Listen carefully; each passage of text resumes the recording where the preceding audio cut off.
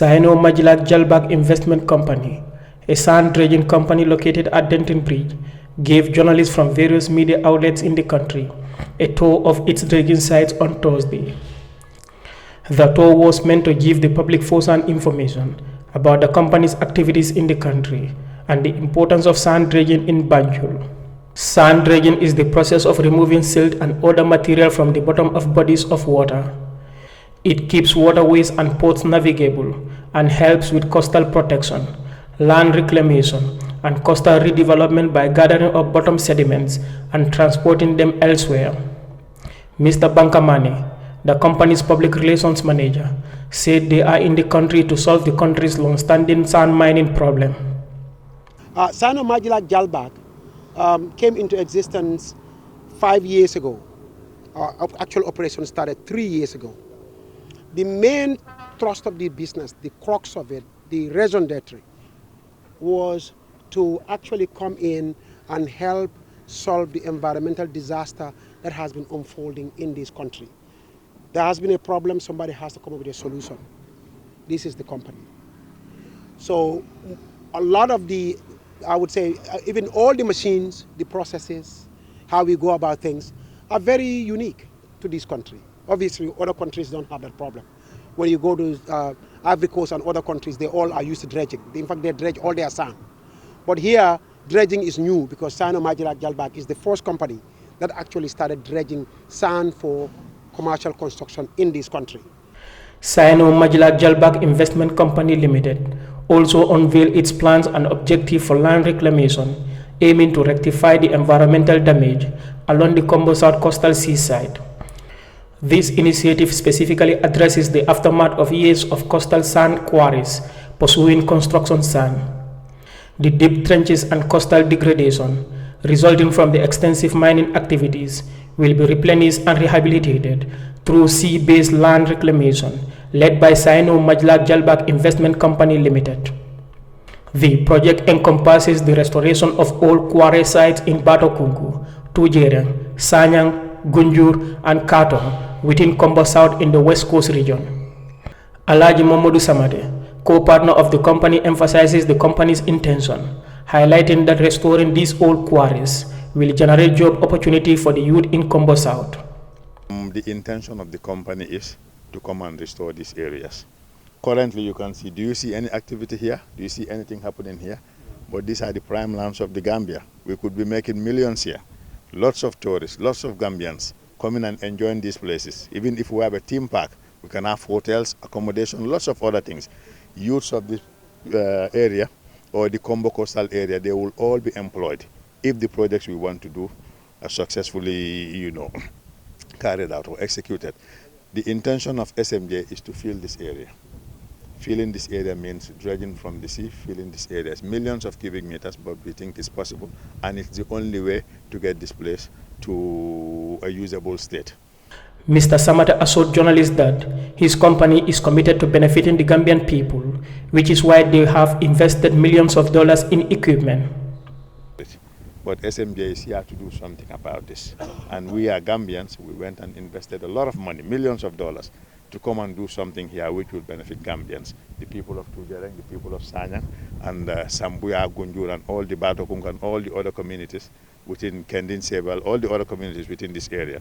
We think this is the only way, because currently this kind of development, no other government will sponsor our government to reclaim this site. No, because what they will tell you is, what did you do at the site? You said, yeah, I mine sand, I sold it, and I collected some royalties. They said, take your royalties and restore the area. And normally when they are given a license for sand mining, they also tell them to restore the area. But how can you restore the area? You mining sand, you making $10. Somebody tell you to restore the area, you need to spend $25. Will you be able to restore that? And you're mining sand in the first place to make money. So this is the problem. Restoration is very expensive, but we also need sand to build our houses. Mr. Samada further reveals his company's intended timeline for the implementation of the project, while stating that the project would cost them about $600 million US. Yes, we have done the feasibility studies. The cost of based on the international standards for restoration or dredging, because they're charging between 13 to 15 euros a cubic meter. That's without the compaction. That's just the dredging. So if you take it with 13 to 15 euros a cubic meter, you're looking at almost $600 million. $600 million to restore this site. In terms of time frame, we intend to do this within 5 years, if we are given the opportunity. But I don't know if we'll be able to do it in 5 years, because you're dealing with the ocean, you're dealing with the wind, you're dealing with tides and so on. So it's quite difficult, but this is the target. The equipment we have is state of the art. It's one of the biggest in its kind. So that's why that equipment we went to is there. That's why it's that big, because this is a huge project. For decades, residents of Kombo South have been venting their frustration over the sand mining activities taking place in their farms and gardens. These sand mining activities led to the displacement of people from farmlands, depriving them of their main source of income. Mr. Momodi Sise, one of the residents of Tujere, whose house is a few meters away from the river, reveals how beautiful the area was before the start of sand mining in the area. At times, to express words can be very difficult. At times, your emotions can overcome you. But I left the Gambia a long time ago, came to Tujereng, and my wife showed me this area. It was unbelievable. And if I said unbelievable, anybody who knows life, anybody who knows how to live life, anybody who knows what you call leisure, and you have your kids and you want them to be running around freely, this is the place. Because there is no obstruction, you can walk from your home straight to the beach and do exactly what you want to do freely and openly and honestly and go back home. And now coming back here and seeing it how it is, at times it just speaks volume. It just tells you everything. So if at all you got kids and you want them to have a good future, well, I don't think here is the place for them. Because where can you go? What can they do? What activities can they get themselves involved in? So what will happen? They will all be at the homes doing whatever they need to do. But honestly speaking, it is a disaster.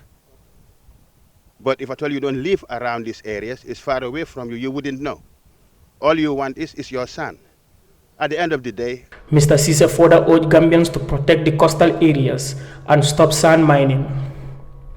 But as a Gambian, just like all of you, it should be our own interest to make sure certain things, we can put a stop to it. Some people don't even know. All they want is their sand for their own individual benefit. Of course, that is what life is. But at the same time, you want your children to have a better life than yourself. That is why you're trying to give them a better education so that they can have something better. So this Gambia, whether we like it or not, it is our responsibility and our task to make sure what we leave behind is something good for our children. That's the reality at the end of the day. So I'm just appealing to anybody, wherever you are, this coastal sand mining has to be a thing of the past. The Gambian coastline is too small. So there has to be a better way, and there is a better way. So in life, you're going to say to yourself, I don't want to do it, or I don't know how it is done, but somebody else does know how to do it, and somebody does know exactly how it is done. That is what all life is all about. So I'm just appealing to all Gambians, especially the younger ones, to make sure that their coastline is protected and they can enjoy it for their own future.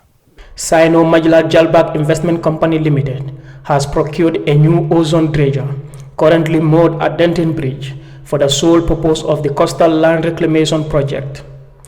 Consultations and discussions are ongoing with the government of the Gambia for a formal agreement and contract to start the project. Reporting for Kerr, Fatou, I am Landin Sise.